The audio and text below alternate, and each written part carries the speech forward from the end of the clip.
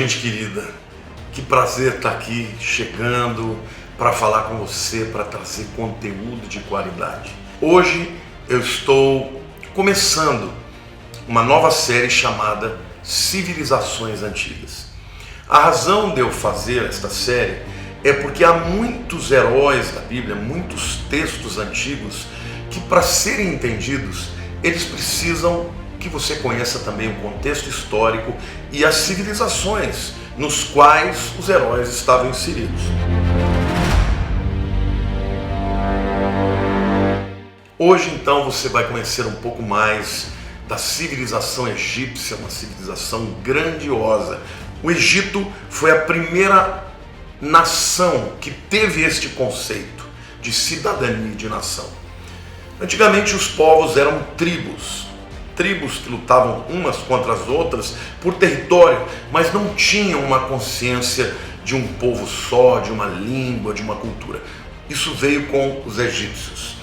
Os egípcios também inventaram a coroa, o cetro, e eles usaram destes símbolos para representar o poder. Eles também usaram da arquitetura e da grandeza da arquitetura para enfatizar o poder real. Então vejam que alguns requintes de poder e de manifestação de poder nasceu na história dos homens com os egípcios. Eles também foram aqueles que desenvolveram uma linguagem escrita, mas a maioria do povo era analfabeta. Somente os nobres e a classe real é que tinha acesso às escrituras e até mesmo ao ensino. Agora é importante você entender isso, porque quando Deus chama Moisés para ser o libertador, era necessário que ele tivesse sido criado no palácio real, porque ali ele aprendeu a ler e escrever, e aprendeu todas as outras disciplinas que os nobres egípcios tinham, e com isso ele pôde ser um homem preparado para se tornar um grande líder como ele foi. Bom, por causa disso, por causa dessa capacidade de conseguir escrever, desenhar, a iconografia, que é a manifestação dos símbolos, e também a arquitetura, era algo importantíssimo no Egito. Você já deve ter visto filmes onde os faraós gastavam muito dinheiro e muito tempo para fazer as suas pirâmides, os seus mausoléus, os seus túmulos, porque para eles isso era uma manifestação importante de poder. Os hieroglifos se tornaram, portanto, uma fonte inestimável de comunicação. Hoje, quando você encontra estes hieroglifos, estudiosos, arqueólogos, conseguem descobrir muito da vida dos egípcios pelo fato deles terem essa capacidade de colocar em símbolos o que eles acreditavam e pensavam. Segundo detalhe que eu quero apresentar para vocês. O faraó era o rei do Egito. E ele teve que aprender a governar duas terras. O Egito era dividido em duas terras. O Alto Egito e o Baixo Egito. A Terra Negra e a Terra Vermelha. O mundo dos vivos e o mundo dos mortos. Portanto, ele tinha que lidar o tempo inteiro com essa dualidade.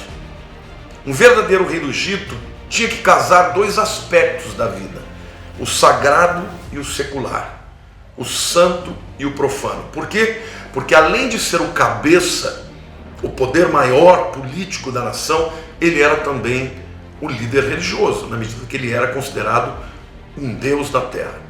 Então as pessoas olhavam para ele não só como líder, o líder do exército, o líder político, mas também como Deus encarnado na terra.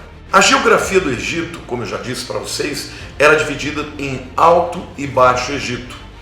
Assim como eles também dividiam o Egito em leste e oeste, como o Nilo sendo aquele que separava as duas margens, a margem leste ou oriental, a margem oeste ou ocidental.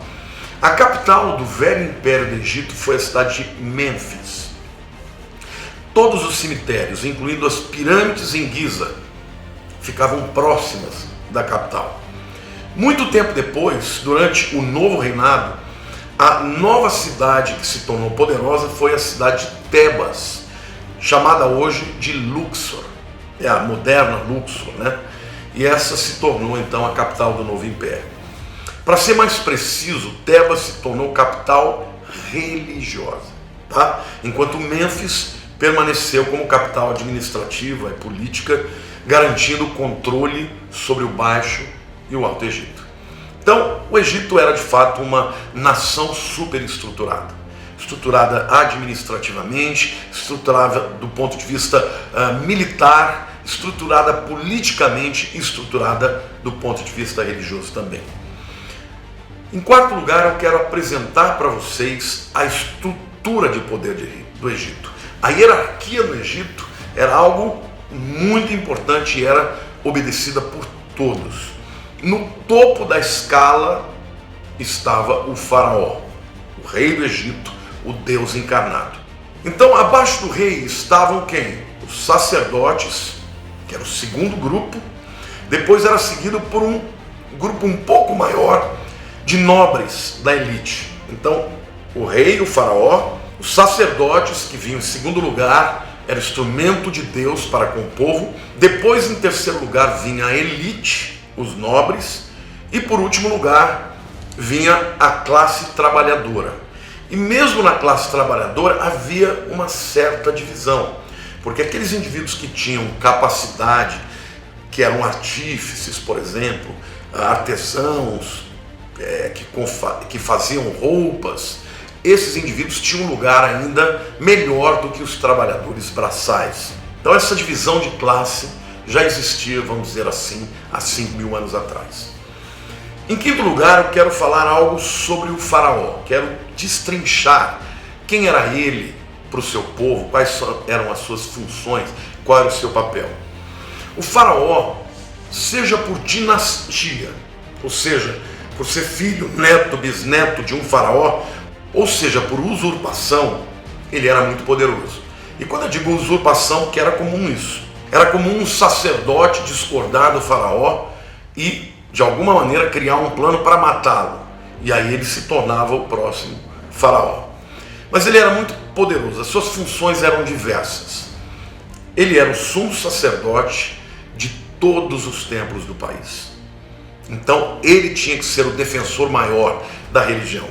É muito importante você entender isso, porque quando Moisés chega diante de Faraó e diz que o Deus de Israel mandou que ele libertasse o povo para ir, na cabeça dele ele estava dizendo: escuta, o seu Deus está querendo mandar a mim, um Deus, a obedecê-lo? Não vai acontecer. E quando Deus se manifesta através das pragas, humilhando a todos os deuses do Egito, o faraó se sentia na obrigação, seja pelo papel de Deus na terra que ele tinha, seja pelo papel de sumo sacerdote, ele tinha que defender. Então essa é a razão porque houve um confronto tão grande e a razão porque ele endureceu o coração, porque ele aceitar o que o Deus de Israel estava ordenando significava reconhecer diante de todos que ele era um Deus de categoria menor. Faraó também era o chefe dos exércitos em tempos de guerra.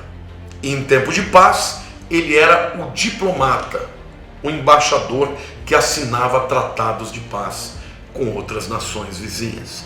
Um dos papéis mais interessantes do faraó era ser intermediário entre o povo e os seus deuses. Ele era o sumo sacerdote. Então ele recebia o título de Horus Vivo, uma encarnação do Deus Supremo. Acreditava-se que ele era capaz de falar diretamente com outros deuses, a favor do Egito e a favor do seu povo. Então, quando vem Moisés, um homem que havia fugido do Egito por ser descoberto como um hebreu, um homem que vem com vestes de pastor, e saibam vocês que para os egípcios não havia nenhuma profissão mais vergonhosa do que ser pastor, pastorear rebanho no campo. Era para ralé da ralé da ralé. Então vem este homem, um traidor, que foi criado com todos os benefícios do Egito, sendo um hebreu que era inimigo do povo, aos olhos do faraó, e vem dizer para ele, o Horus Vivo, que ele tem que deixar o povo dele embora. Quem é você? Quem é o teu Deus para falar comigo de igual para igual? esta luta, esta guerra, foi uma luta para que Deus revelasse, primeiro para o seu povo Israel, que não haviam deuses no Egito. Na verdade, todos aqueles deuses eram falsos e que o único Deus verdadeiro era o Deus de Israel. Amém? Então, uma das maiores responsabilidades do faraó era manter os deuses felizes. Gente, não era fácil ser um faraó, vamos combinar. Porque naquele tempo o povo também se revoltava. Se acontecesse alguma praga, se viesse uma seca, o povo, na sua convicção, achava que os deuses estavam com raiva. E se os deuses estavam com raiva, era porque o faraó, o representante deles na terra, não estava fazendo o seu trabalho direito. E era nessas brechas que, às vezes, um sumo sacerdote matava o faraó e assumia o seu lugar. Agora, quando em contrapartida algo trazia para o povo uma renovação, uma resposta, o faraó era honrado. Vocês se lembram de José no Egito? Quando o faraó tem aquele sonho horrível, né, das 7 vacas gordas e 7 vacas magras que devoravam as gordas, e depois das espigas de milho. Vocês se lembram disso? Isso é importante que você entenda. Por quê? Porque quando José interpreta o sonho e ele traz o resultado e a resposta e a solução para o problema, o faraó olhou para ele e disse assim: este homem é representante dos deuses. Faraó, como era um homem politeísta, ele acreditava em muitos deuses. Não é que o faraó do Egito passou a acreditar que o Deus de José era o único Deus. Não, ele passou a acreditar que o Deus de José era poderoso e que José era um representante deste Deus poderoso. Por isso o faraó deu a ele o poder de ser o governador, o vizir do Egito. Então, para que você entenda toda a história, o contexto dos nossos heróis da Bíblia, é importante que você conheça a respeito da história das civilizações antigas. No estudo de hoje, a primeira parte do nosso estudo, nós estamos apresentando principalmente o Egito com o seu representante maior, o faraó, o seu papel, as suas responsabilidades e as razões pelas quais ele entrou em confrontação com Moisés e com o povo de Deus. Amém? Nós vamos em breve lançar a segunda parte deste vídeo, Civilizações do Egito. Se você curtiu, dá uma curtida, se inscreva no meu canal, clique no sininho para receber notificações e eu espero que você esteja sendo muito abençoado. Amo você, Deus te abençoe, um beijo no teu coração, em nome de Jesus.